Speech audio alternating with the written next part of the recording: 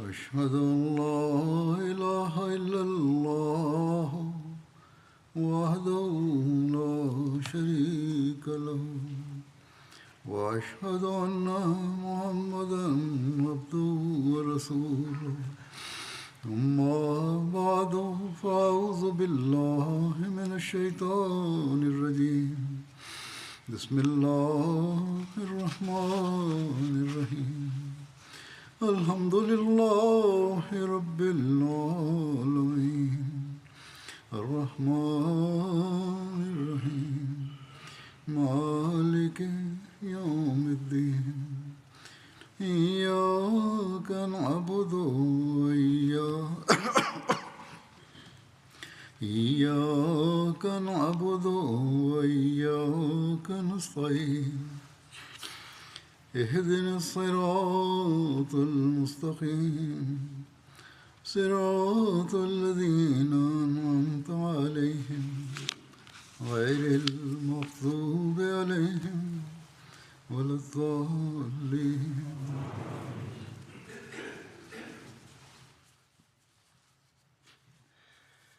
الجماعة الإسلامية الأحمدية في المملكة المتحدة تقيم غدا بمناسبة مرور 100 عام على مسجد الفضل حفلا دعي له الجيران من غير المسلمين أيضا.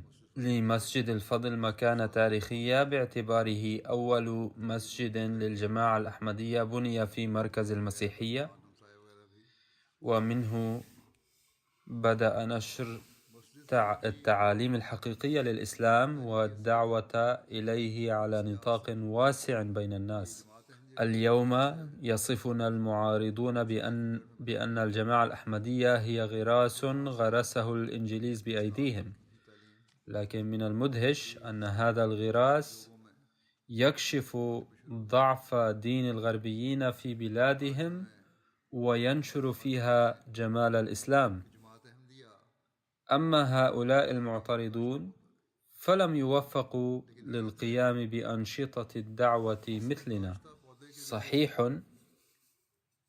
أن المستشرق الشهير جيم واو لايتنر الذي تقاعد من منصب عميد كلية أورنتل في لاهور ثم عاد إلى إنجلترا قد بنى قبل مسجد الفضل مسجدا في منطقة ووكينج عام 1889، ومن حسن المصادفة أن هذا هو نفس العام الذي تأسست فيه الجماعة الإسلامية الأحمدية على يد مؤسسها حضرة ميرزا غلام أحمد المسيح الموعود عليه الصلاة والسلام. كان البروفيسور الشهير المذكور قد أنشأ بجوار المسجد معهدا للدراسات الشرقية أيضا حتى يتمكن المسلمون من تلقي العلوم الدينية أيضا إلى جانب عباداتهم. كانت حاكمة بهوبال شاه جهان بيغم قد تبرعت بمبلغ كبير مساهمة لبناء هذا المسجد وسمي على اسمها. توفي البروفيسور في عام 1899 وأغلق المسجد لعدم وجود من يعتني به. ثم جاء خواجة كمال الدين إلى هنا في عهد سيدنا الخليفة الأول رضي الله عنه وبذل الجهود لفتح المسجد ونجحت مساعيه، فكتب إلى الخليفة الأول أنه تم إنشاء جمعية خيرية للمسجد وعينت مشرفا عليها، وبدأت العبادة فيه من جديد. عندما فتح المسجد ذهب إليه تشودري ظفر الله خان أيضا مع خواجة كمال الدين، فصليا فيه النوافل ودعوا كثيرا. بعد مدة قصيرة قرر سيدنا المصلح الموعود رضي الله عنه إرسال المبلغين إلى هنا، لكن لم تتوفر الأموال من أجل ذلك، ومع ذلك تم إرسال تشودري فتح محمد سيال الذي عمل مع السيد خواجة لمدة معينة، وبعد وفاة الخليفة الأول رضي الله عنه لم يبايع السيد خواجة الخليفة الثاني، فتركه تشودري فتح محمد سيال وانتقل إلى مكان آخر. باختصار، كان قد بني مسجد في ووكينج، إلا أن المسجد الذي بنته رسميا أي فرقة أو جماعة إسلامية هو مسجد الفضل حصرا. وعلى الرغم من وجود العديد من مساجد المسلمين اليوم في إنجلترا ولندن والدول الغربية، فإن مسجد الفضل يحوز على شرف كونه أول مسجد في لندن. لكن المساجد الأخرى هنا لا تنشر التعاليم الجميلة للإسلام في العالم أو في الدول الغربية بأسلوب ينقل رسالة الحب والسلام والوئام للجميع كما تفعل مساجد الجماعة الأحمدية.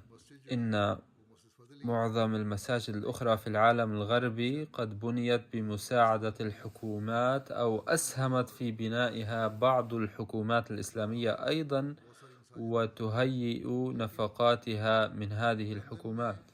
وهذه المساجد التي بناها المنظمات الإسلامية بتبرعات الحكومة هنا في إنجلترا تنال التبرعات من الحكومة حتى الآن. لكن من ميزة الجماعة الأحمدية أن مساجدها بفضل الله تعالى تبنى من تبرعات أفرادها وتضحياتهم، ولا تتلقى أي مساعدة من الحكومة.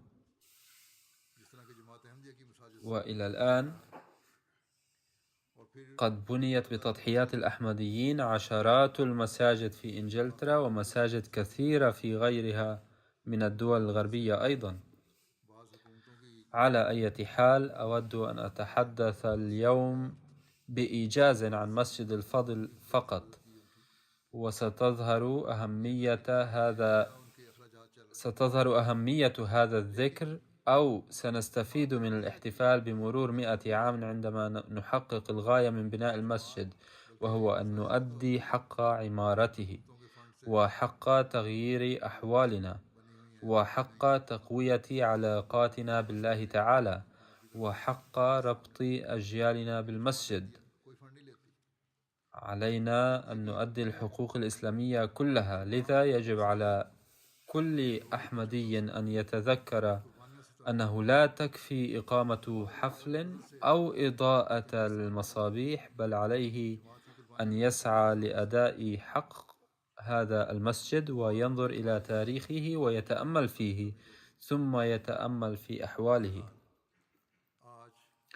وإن الأمر الأساسي الأول الذي أود أن أقوله من هذا المنطق هو أن سيدنا المسيح الموعود عليه السلام قد تحدث كثيرا عن انتشار الإسلام في الغرب، وهذا هو أساس أنشطتنا الدعوية في كل مكان. فقد قال حضرته عليه السلام عن انتشار الإسلام في الغرب من منطلق رؤيا رآها، يقول: وكذلك نؤمن بطلوع الشمس من مغربها أيضا، وقد كشف علي في الرؤيا أن طلوع الشمس من المغرب يعني أن البلاد الغربية الواقعة في ظلام الكفر والضلال من القدم ستنور بشمس الصدق والحق، وستعطى نصيبا من الإسلام. فقد قال حضرته بكل تحد: لذا يجب أن نأمل أن الإسلام سوف ينتشر في هذه البلاد أيضا إن شاء الله. وله نبوءة أخرى قال فيها: ذات مرة رأيتني في المنام واقفا على منبر في مدينة لندن أبين صدق الإسلام باللغة الإنجليزية ببيان مدعوم بالحجج القوية، وبعدها أمسكت طيورا بيضاء كثيرة كانت تجلس على أشجار صغيرة، وكانت بحجم السماني على وجه التقدير. ففسرت الرؤيا أنه وإن لم يكتب لي شخصيا الوصول إلى هناك، إلا أن كتاباتي ستنتشر بين هؤلاء الأقوام، وأن كثيرا من الإنجليز الصادقين سيكونون فريسة للصدق. الحق أن علاقة أهل البلاد الغربية مع الحقائق الدينية ظلت ضعيفة جدا إلى الآن، وكأن الله تعالى قد أعطى الفراسة الدينية كلها لسكان آسيا، أما أهل أوروبا وأمريكا فقد أعطوا الفطنة الدنيوية كلها. وإن سلسلة الأنبياء من البداية إلى النهاية أيضا كانت في نصيب أهل آسيا، وهم الذين نالوا كمالات الولاية أيضا. أما الآن فيريد الله أن ينظر إلى هؤلاء القوم أيضا بنظرة الرحمة، أي يريد الله تعالى أن ينظر إلى سكان البلاد الغربية برحمة. فهذا ما قال المسيح الموعود عليه السلام، وهذه هي رغبته ودعاؤه وبشارته، وهذه هي المهمة التي من أجل مواصلتها تقوم الجماعة الإسلامية الأحمدية في بريطانيا وغيرها من بلاد العالم، في أمريكا وغيرها من بلاد الغرب، بتبليغ دعوة الإسلام الحقيقية. وكان قد بني مسجد الفضل أيضا من أجل تحقيق هذا الهدف نفسه. وكما ذكرت آنفا، كان الخواجة كمال الدين المحترم هو أول من جاء إلى مسجد ووكينغ، ولكنه بعد وفاة الخليفة الأول رضي الله عنه لم يبايع الخليفة الثاني، ولذلك فإن تشودري فتح محمد سيال الذي كان يعمل مع السيد خواجة وجد صعوبة في العمل معه، فانفصل عنه وانتقل إلى مكان آخر ليبدأ من هناك تبليغ دعوة الأحمدية ونشر رسالتها، وقد حالفه النجاح أيضا. وعليه فيمكننا القول إن تشودري فتح محمد سيال هو أول داعية رسمي للجماعة الأحمدية جاء إلى إنجلترا، وكانت أول ثمرة لدعوته هي السيد كوريو الذي كان صحفيا، كان أول من أسلم على يده، ثم بعده صار أكثر من 12 شخصا من المسلمين الأحمديين. قام تشودري فتح محمد سيال بنشر الدعوة من خلال المحاضرات عموما. كانت طريقته لنشر الإسلام إلقاء الخطب في مختلف النوادي والتنظيمات، ثم بعد ذلك أمره حضرة الخليفة الثاني بالعودة إلى قاديان، وأوفد مكانه قاضي عبد الله داعية، وهو أيضا أحد صحابة المسيح الموعود عليه السلام، وقد عمل هنا بعض الوقت. كانت مهمة صعبة جدا، كانت الحرب العالمية الأولى قد بدأت، وصار التبليغ والدعوة صعبا جدا، ومع ذلك واصل نشر الدعوة. في زمن حضرة القاضي استؤجر بيت في ستار ستريت ليكون مركزا رسميا للدعوة، وورد في التاريخ أيضا أن حضرة الخليفة الثاني رضي الله عنه بعث حضرة مفتي محمد صادق كداعية حين كان حضرة القاضي لا يزال يعمل هنا، فمكث حضرة المفتي هنا من عام 1917 إلى يناير 1920. وفي عام 1919 أوفد تشودري فتح محمد سيال مرة أخرى مع المولوي عبد الرحيم نير، فقام الاثنان بنشر دعوة الأحمدية بمنتهى التفاني. وفي عام 1920 أمر حضرة الخليفة الثاني تشودري محمد فتح سيال بشراء قطعة أرض ليبنى عليها مسجد ومركز رسمي للدعوة، فبذلت الجماعة الجهود لذلك، واشترت المكان الحالي في منطقة بطني بمبلغ يزيد على 2200 استرليني. وكان حضرة الخليفة الثاني رضي الله عنه في دلهوزي حين تلقى هذا الخبر، فأقام هناك احتفالا كبيرا فرحا بهذا الخبر، وسمى هذا المسجد مسجد الفضل. ثم بعد ذلك وجه الدعوة لجميع التبرعات لتوفير المبلغ لبناء المسجد. لقد اشترى حضرة تشودري فتح محمد سيال قطعة الأرض هذه من أحد اليهود، وكما نعلم كان هناك بيت في هذا المكان الذي شيد فيه هذا المسجد، وكانت مساحة قطعة الأرض قرابة فدان. ثم يخبرنا التاريخ كيف تطورت الأمور وكيف بني المسجد. وورد أنه في عام 1924 فكر بعض الشرفاء أنه إلى جانب معرض عالمي في ويمبلي يجب إقامة مؤتمر للأديان أيضا، بغية الإطلاع على المعلومات عن مختلف الأديان، وذلك بدعوة ممثلي مختلف الديانات إلى لندن لإلقاء محاضرات عن دياناتهم ما عدا المسيحية التي كان أهل الغرب ملمين بتعاليمها وأحوالها جيدا. فوجهوا الدعوة إلى داعية الجماعة في لندن وهو المولوي عبد الرحيم نير لإلقاء المحاضرة ممثلا عن الجماعة الأحمدية. فأبلغ المولوي نير مركز الجماعة قاديان بالأمر، فتقبل حضرة الخليفة الثاني رضي الله عنه هذه الدعوة وقال: سوف نرسل من قاديان ممثلنا لبيان محاسن الإسلام. كما باشر حضرة الخليفة الثاني رضي الله عنه في كتابة مقال من أجل هذه المحاضرة ضمنه محاسن الإسلام مبنيا فيه التعاليم الإسلامية الحقيقية، فصار المقال كتابا ضخما وقد نشر فيما بعد بعنوان الأحمدية الإسلام الحقيقي. ثم بعد ذلك دعي ممثلو مختلف فروع الجماعة للشورى، فاقترح فيه حضرة ميرزا بشير أحمد وحضرة عبد الرحيم درد أن الأفضل أن يذهب حضرة الخليفة بنفسه إلى هذا المؤتمر مع بعض الرفقاء بدلا من أن يوفد ممثلا للجماعة. ثم تقرر في الأخير أن حضرة الخليفة بنفسه سوف يسافر إلى لندن لحضور المؤتمر. كما تقرر أن حضرته في طريقه إلى أوروبا سيقوم بجولات لدمشق ومصر وغيرهما في رفقة وفد من أصحابه، وقد ضم هذا الوفد شودري ظفر الله خان وحضرة ميرزا شريف أحمد اللذين سافرا على نفقاتهما الخاصة، كما تحمل حضرة الخليفة الثاني رضي الله عنه نفقات سفره بنفسه. باختصار، وصل حضرة الخليفة الثاني إلى إنجلترا في 22 أغسطس عام 1924 مرورا بدمشق ومصر فإيطاليا وسويسرا وفرنسا.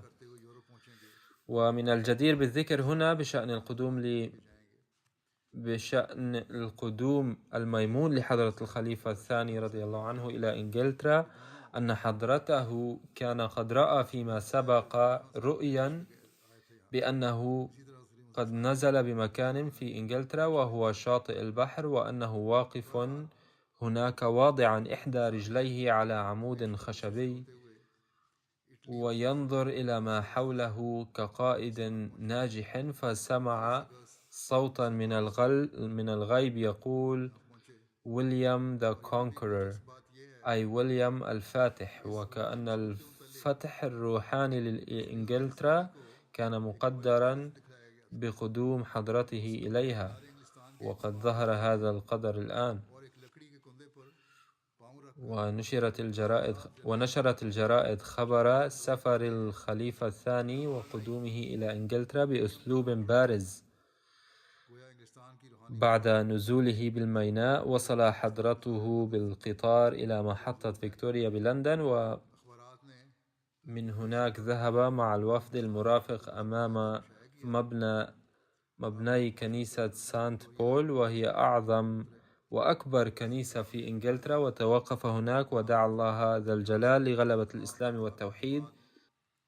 ثم بعد ذلك دخل المدينة مع الوفد المرافق له، وكان بيت جيد واسع قد استؤجر سلفا لإقامته.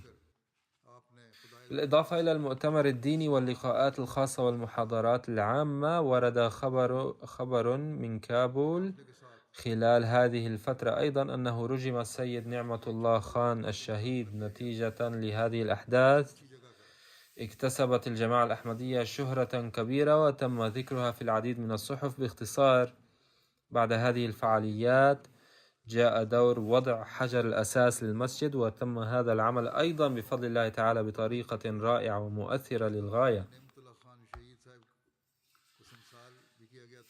فيما يتعلق بالمسجد، كتب في التاريخ أنه مع بدء تبليغ الأحمدية في إنجلترا نشأ عند حضرة خليفة المسيح الثاني رضي الله تعالى عنه فكرة بناء مسجد لأن التغيير المتكرر للمنازل كان يضر بشدة بتأثير التبليغ. كان لابد من وجود مركز للجماعة. استئجار المنازل والانتقال من مكان إلى آخر لم يكن له نفس التأثير بسبب عدم الانتظام. لذلك كان حضرته يرى أنه يجب أن يكون هناك مركز على أي حال، لكن هذه المهمة بدت صعبة ظاهريا ولم يتوصل إلى أي تدبير عملي لها حتى عام 1919. كان توفير المال والحصول على أرض مناسبة في لندن تكون كافية وفي حي النبلاء وبدون أي شروط أو قيود قانونية. كان ذلك عائقا كبيرا في شراء المنازل وقطع الأراضي في لندن وبناء المباني عليها حسب الرغبة. كان من الصعب تلبية هذه الشروط، ثم جذب اهتمام الناس نحو بنائه ومراقبته. كل هذه الأمور كانت تقف في طريقه، ولكن الله تعالى أتم كل شيء بأفضل طريقة وأفضل صورة. أول شيء كان توفير المال، وقد تم ذلك بهذه الطريقة، إذ أنه بعد انتهاء الحرب العالمية الأولى جاء وقت بدأ فيه سعر الجنيه الاسترليني ينخفض. عندما انخفضت قيمة الجنيه بشكل كبير نشأت بشدة في قلب حضرة خليفة المسيح الثاني رضي الله عنه فكرة الاستفادة من هذه الفرصة، واعتبر هذه الفرصة غنيمة.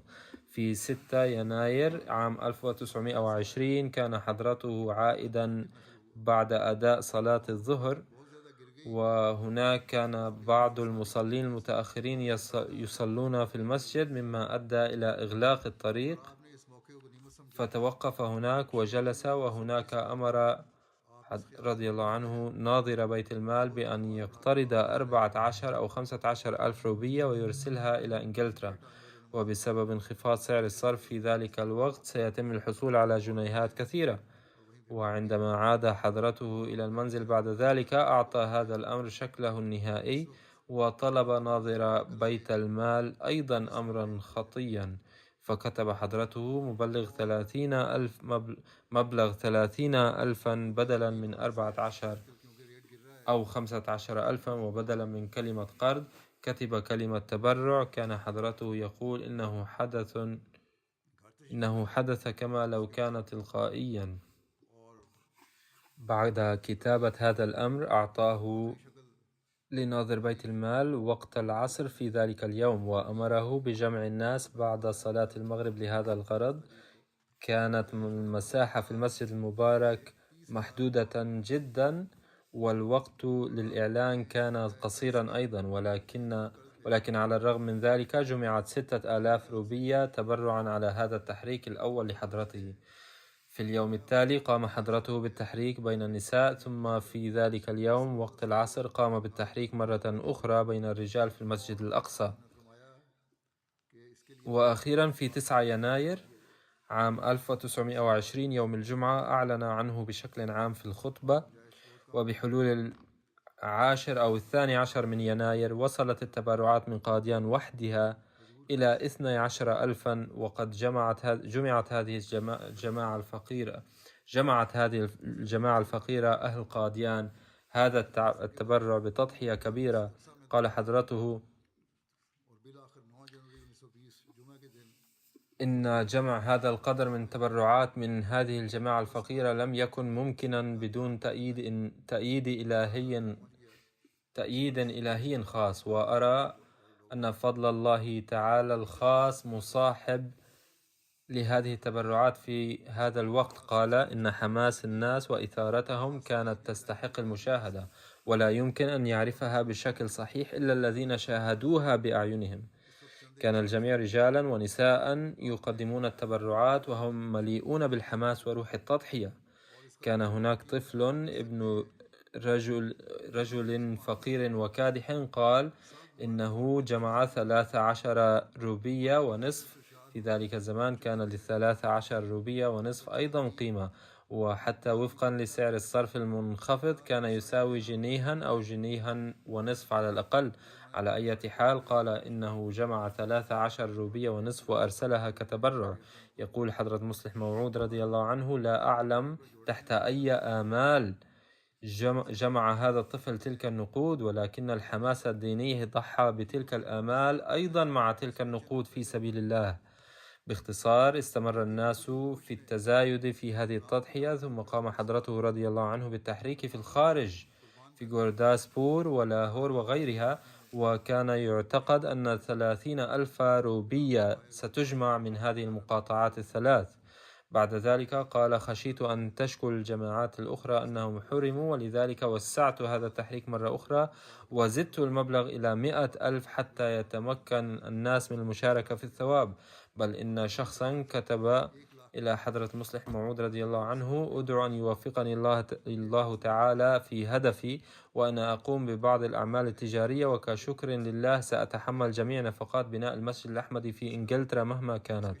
قال حضرة المسيح الثاني رضي الله عنه: لم أعطه الإذن لأنني لم أرد حرمان الناس الآخرين. باختصار، بدأ جمع هذا المبلغ وأرسل إلى إنجلترا عن طريق بنك الهند، وكان يساوي 3,468 جنيها. ويمكنكم تقدير الظروف الحالية وظروف ذلك الوقت، كان يساوي المبلغ بالروبيات 52,000 روبية.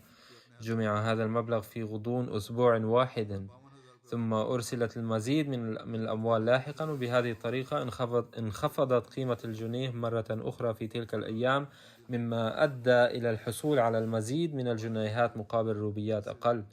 انخفض الجنيه من 15 روبية إلى 6 روبيات. باختصار، كما ذكرت سابقا، بدأ بناء هذا المسجد ووضع حجر الأساس له مع وصول حضرة الخليفة الثاني رضي الله عنه هنا. وضع حجر الأساس يوم الأحد 19 أكتوبر 1924. في ذلك الوقت كتب في التاريخ أن الجريدة كتبت في 18 من أكتوبر عام 1924 أن الطقس في 19 أكتوبر سيكون جيدا وستشرق الشمس، ولكن الله تعالى أثبت أن هذا التنبؤ خاطئ وأعطى دليلا واضحا على وجوده، وبدأ المطر في الصباح. عندما عرض هذا الأمر على حضرة خليفة المسيح الثاني رضي الله عنه قال: ما الداعي للقلق؟ هذا جيد جدا في مثل هذه الظروف. الأشخاص الذين سيأتون للافتتاح سيأتون بإخلاص فقط. هناك تنبؤ بهطول الأمطار غدا أيضا. دعونا نرى ما إذا كان التنبؤ سيتحقق أم لا. على أي حال، قال رضي الله عنه: إن الأشخاص الذين سيأتون بإخلاص، وإن شاء الله تعالى ستكون هذه المناسبة ناجحة. تم نصب خيمة صغيرة حتى يتمكن الناس من الجلوس في الخيمة والاستماع إلى البرنامج براحة ومشاهدته. أرسلت بطاقات دعوة إلى أشخاص مختلفين، كان منهم أعضاء في البرلمان وقادة وسياسيون ودبلوماسيون. كان هناك حضور من شتى شرائح الناس. كنا نظن نظرا إلى ضيق الوقت أنه سيحضر عدد قليل من الناس، ولكن مع ذلك حضر عدد كبير من الضيوف.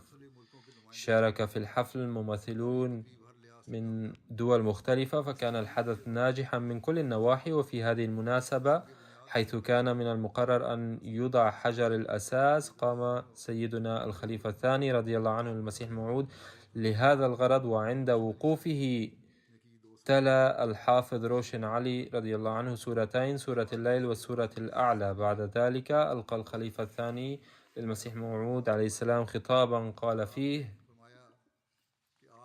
لقد اجتمعنا اليوم لعمل فريد من نوعه، أي لوضع حجر الأساس لمبنى يبنى فقط لذكر الله تعالى والتعبير عن عبوديتنا لخالق العالم كله،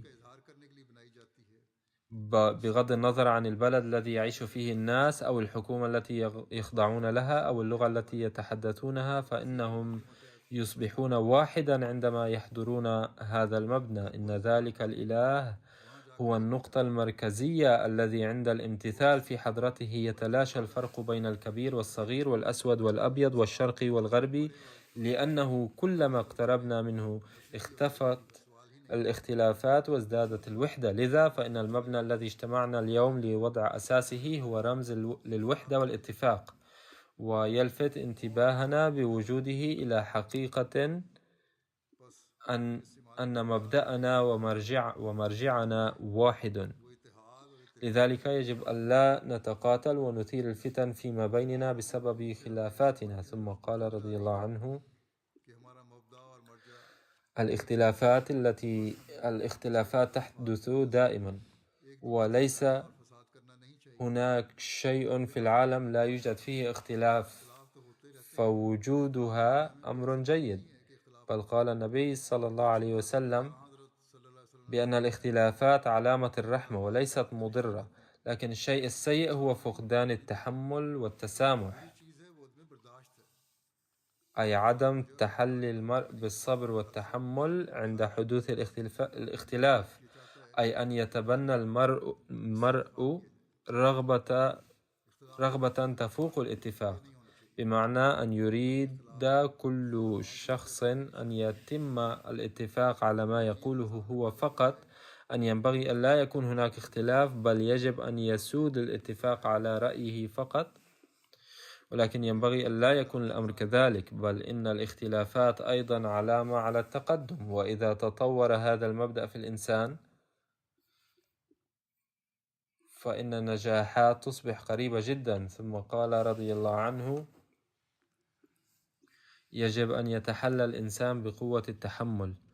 يقول الناس إن الاختلاف شيء سيء، فإذا كان الاختلاف شيئا سيئا فما معنى التحمل إذن؟ التحمل والتسامح يظهر للعيان فقط عندما يكون هناك اختلاف، التسامح يتراءى فقط عندما يكون هناك اختلاف مع فكرة ما. عندها يجب على الإنسان أن يتحلى بالتسامح ولا يحاول إلحاق الضرر بغيره بشكل خاطئ. لذا يجب أن نتذكر هذا الأمر دائما.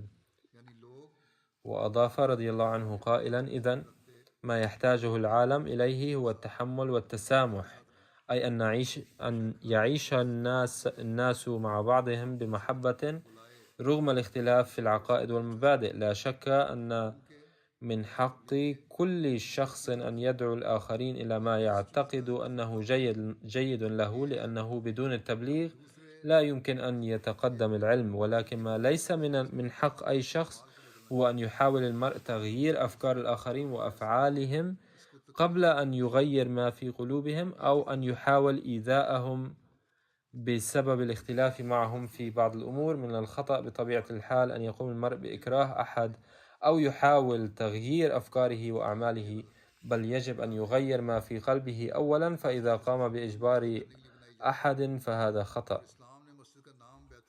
وقال رضي الله عنه أيضا: المسجد يبنى لخلق مثل هذه الروح. وقد سمى الإسلام المسجد بيت الله، أي إنه بيت لا يحق للإنسان أن يخرج منه أحدا أو يؤذي أحدا بسبب الاختلافات بينهم، لأنه ليس بيته بل هو بيت الله. أقول إن المشايخ في باكستان يزعمون اليوم أنه يحق لهم أن يقولوا ما يشاءون، وقد تم التضييق على الأحمديين حتى في الذهاب إلى مساجدهم. على أي حال، قال رضي الله عنه: إن المسجد ليس بيت أي إنسان، بل هو بيت الله الذي هو إله عدوه كما هو إلهه. يقول الله تعالى في القرآن الكريم: ومن أظلم ممن منع مساجد الله أن يذكر فيها اسمه، أي من هو أكثر الناس ظلما ممن يمنع الناس من بيت بني لعبادة الله تعالى ولا يسمح لهم بعبادته فيه. أقول هذا ظلم يرتكبه المشايخ في باكستان اليوم باسم الإسلام. على أي حال، قال الخليفة رضي الله عنه المسيح موعود عليه السلام: ثبت من التاريخ أن وفد المسيحيين من اليمن جاء مرة إلى الرسول الكريم صلى الله عليه وسلم، وكانوا يتحدثون معه حتى حانت الصلاة، فطلبوا الإذن منه للخروج من المسجد لأداء صلاتهم، فقال رسول الله صلى الله عليه وسلم: لا داعي للخروج لأداء الصلاة، صلوا في مسجدنا.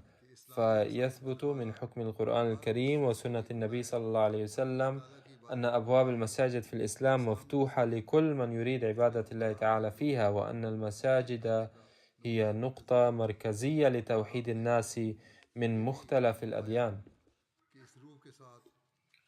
وقال رضي الله عنه أيضا: بهذه الروح وبهذه المشاعر التي ذكرناها قررنا، أي الجماعة الأحمدية، بناء هذا المسجد، وأنا أفتح مشروع بنائه اليوم.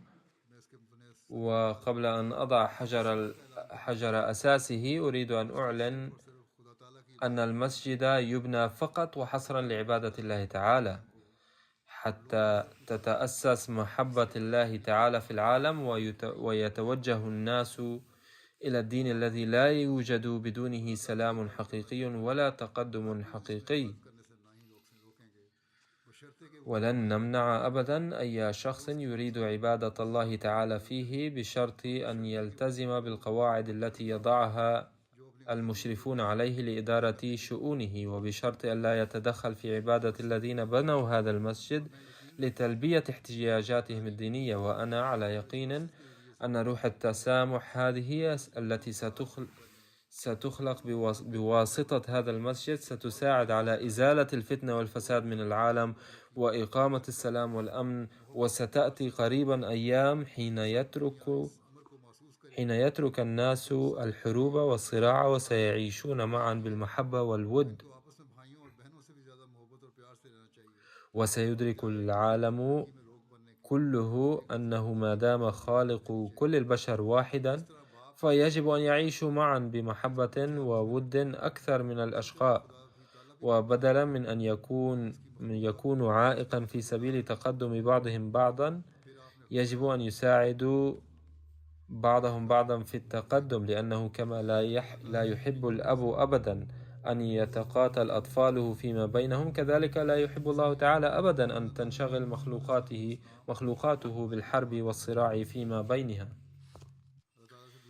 إن الحروب تحدث بسبب بعد الناس عن الله تعالى، فلقد أرسل الله تعالى في هذا الزمان المسيح الموعود عليه السلام ليجمع الناس ويوجههم إلى الله تعالى فيزيل الخلافات فيما بينهم ويخلق بينهم الوحدة والمحبة. وستظل الجماعة الأحمدية بفضل الله تعالى ساعية لإنهاء كل هذه الحروب العرقية والسياسية.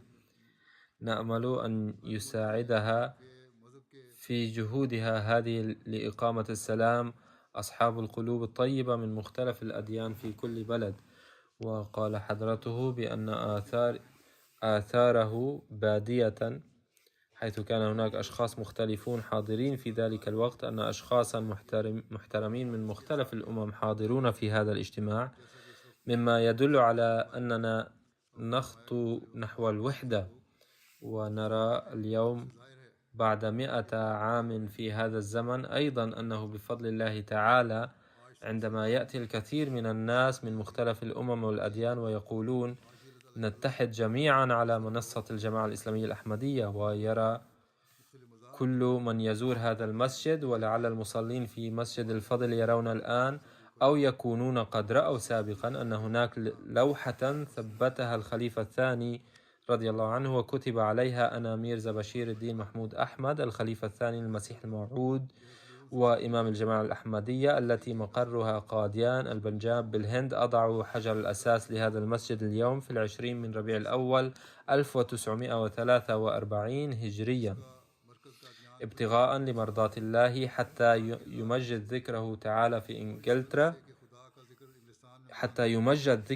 تعالى في إنجلترا ولكي يتمكن شعب هذا البلد أيضا من مشاركتنا في البركات التي حظينا بها.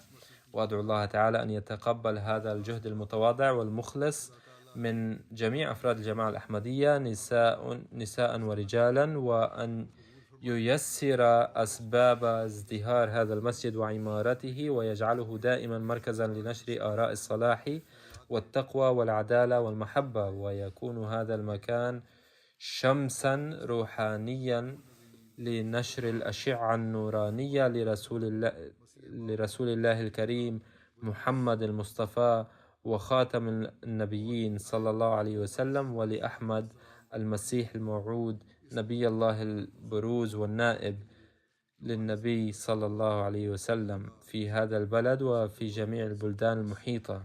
آمين. 19 أكتوبر 1924. هذا هو كل النص المكتوب الذي تقرؤونه بفضل الله تعالى، وبهذه الأدعية وضع حجر الأساس لمسجد الفضل. وقد نشرت الصحف المختلفة الكثير عن هذا الحدث، ونشرت مقتطفات مختلفة من خطاب المصلح الموعود رضي الله عنه، وأشادت كثيرا بعمل الجماعة. وما ذكرته من بعض الأمور هو ملخص مختصر من خطاب حضرته، أما تفاصيله فهي كثيرة. على أي حال، من يريد أن يقرأ هذه التفاصيل فيمكنه أن يقرأ من الأصل. وأخيرا تم بناء هذا المسجد وافتتح بعد عامين في عام 1926. كان من المقرر أن يفتتحه الملك فيصل الذي كان أميرا آنذاك، وقد سمح له والده بالحضور وحصل على الإذن بذلك، ولكن بسبب ردة فعل بعض المسلمين منعه الملك. ثم افتتحه الأستاذ الشيخ عبد القادر، وقد أوضح بكلمات صريحة قائلا: لست أحمديا، ولكننا جميعا نريد أن نخدم الإسلام، لذلك يجب أن نتجاوز هذه الخلافات ونساعد بعضنا البعض. على أي حال، هذه شجاعته ورحابة صدره التي عبر عنها، جزاه الله تعالى خيرا على ذلك. هذا كان تاريخا مختصرا لمسجد الفضل، وكان هذا سبب بناء هذا المسجد، وهو نشر الإسلام في الغرب. فاليوم نقيم احتفالا بمناسبة مرور 100 عام على هذا الحدث كما ذكرت، ولا يقام هذا الاحتفال لغرض دنيوي بل لغرض ديني، كما بينت من أقوال المصلح الموعود رضي الله عنه وكلام المسيح الموعود عليه السلام، أن المسجد هو المكان الذي يجتمع فيه الناس لعبادة الله تعالى، ويعبدون الإله الواحد، ويؤدون حقوق بعضهم البعض، ويصلون ويصلحون أنفسهم روحانيا، ويرفعون مستوى أخلاقهم عاليا. لقد أصبحت أهمية المسجد كبيرة جدا في هذا الزمن الذي ينسى فيه الناس الله. إن الغرض من خلق الإنسان هو العبادة وفق تعليم الله تعالى، ولكننا نبتعد عن هذا الهدف ذاته. فاليوم علينا أن نسعى لأداء حق العبادة، وأن نلفت انتباه الناس من حولنا وانتباه أجيالنا أيضا إلى أن الحياة الحقيقية وبقاؤنا يكمنان في عبادة الله تعالى وأداء حقه وحق خلقه والسير على أوامره. وبتحقيق هذه الأمور فحسب فيمكننا أن نقود العالم بنجاح مع الصلح والسلام والوئام ونعيش فيه، وإلا فليس هناك سوى الفتن والنزاعات التي نرى مشاهدها هذه الأيام. فيجب على كل أحمدي أن يتذكر هذا الهدف. قال النبي صلى الله عليه وسلم بأن تحبوا للآخرين ما تحبونه لأنفسكم. فوفقا لهذا التعليم يصبح واجبا على كل أحمدي أن يبلغ هذه الرسالة، رسالة الإسلام للحب والمودة والعيش بسلام، رسالة الصلح والوئام، وأن يعرفوا العالم بها وينشروها، لأنها هي الضمان الوحيد لبقاء الإنسان، وليس هناك شيء غير ذلك، وإلا فإن الأجيال القادمة ستقع في حفرة الدمار والهلاك. وبسبب هذه الحروب ليس من المستبعد أن تولد الأجيال القادمة معاقة ومشوهة. فمن هذا المنطلق أيضا من الضروري توعية الناس، وفقنا الله تعالى جميعا لأداء حق هذا المسجد وحق كل مسجد. يجب على كل أحمدي أن لا يسعى فقط لعمارة هذا المسجد، بل لعمارة كل مسجد وأداء حقه وأداء حق عباداتهم، وأن يؤدوا حق تبليغ رسالة الله تعالى وحق تبليغ الإسلام، وأن يصبحوا مسلمين بالمعنى الحقيقي الذي من أجله بعث الله تعالى النبي صلى الله عليه وسلم. وفي هذا الزمن أرسل خادمه الصادق لكي يبدأ عصر النهضة الثانية للإسلام، وتقوم في العالم حكومة الإسلام وملكوت الله تعالى الواحد، ويرفرف لواء النبي صلى الله عليه وسلم في العالم كله. وفقنا الله تعالى جميعا لذلك.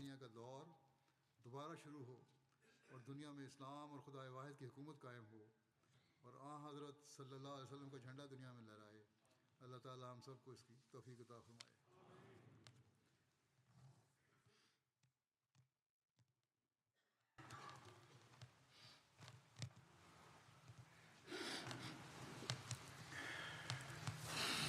الحمد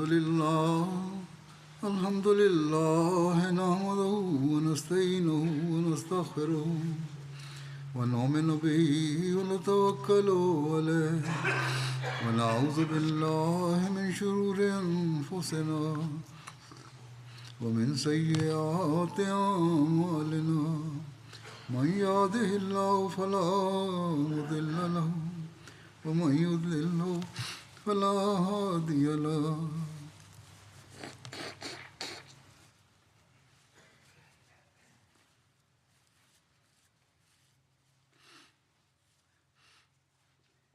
ونشهد أن لا إله إلا الله ونشهد أن محمدا عبده ورسوله. عباد الله رحمكم الله إن الله يأمر بالعدل والإحسان وإيتاء ذي القربى وينهى عن الفحشاء والمنكر والبغي يعظكم لعلكم تذكرون. اذكروا الله يذكركم وادعوه يستجب لكم ولذكر الله أكبر.